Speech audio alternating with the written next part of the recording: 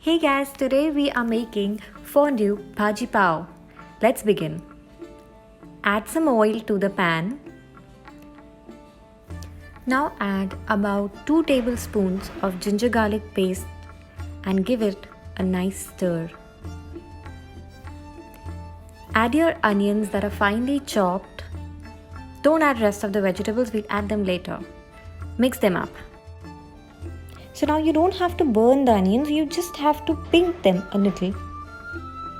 So after this, we have about a medium-sized tomato that I've pureed, which I'm adding to the onions.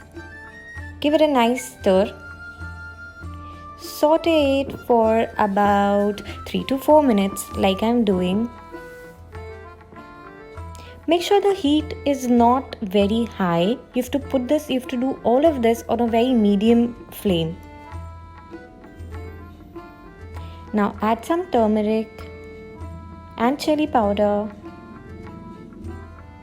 I've also added some salt to it. Now as you can see, the water from the tomatoes have dried up and I am adding all the veggies that I have. You can add more veggies if you want. You can add carrots, you can add colorful bell peppers. I've just added the green bell pepper, peas and cabbage.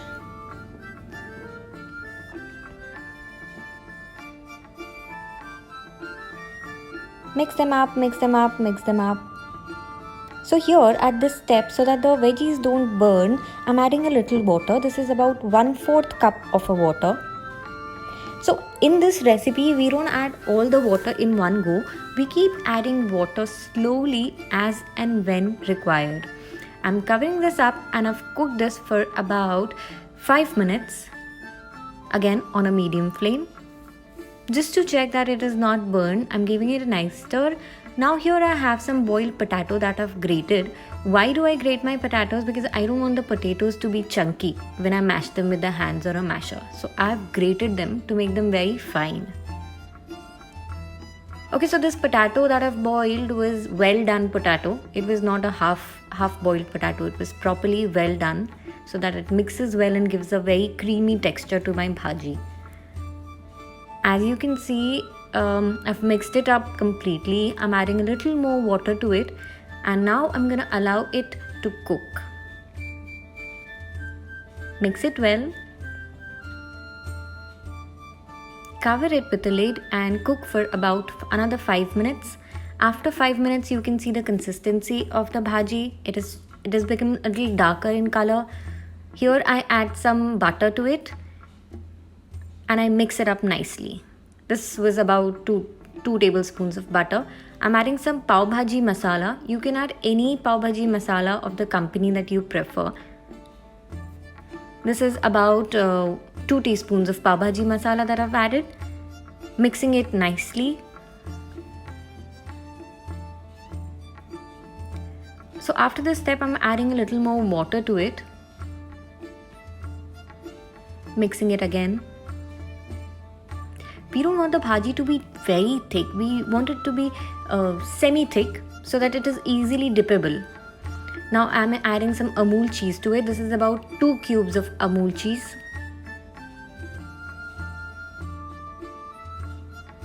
Grated cheese.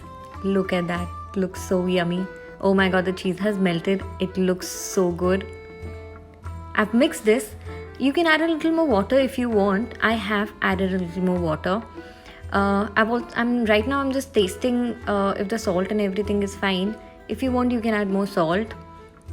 Add about 1/4 of a lemon and some chopped coriander. Give it a nice mix. Look at that texture. Look at how creamy it is.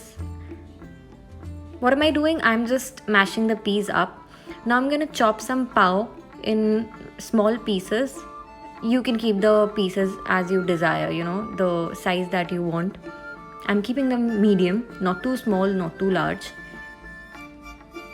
I've added some butter to a fry pan and now I'm gonna toss the bread slices to it. I'm not adding a lot of butter because I don't want my pav to absorb it. So this is just enough for it to be sauteed. As you can see, now the pav is lightly done. I don't want to brown them more. Okay, so here I have used whole wheat pav. You can use a maida pav as well. So it's ready, and I've put this in a fondue pot, added some more cheese and coriander. Thank you for watching. Don't forget to follow me.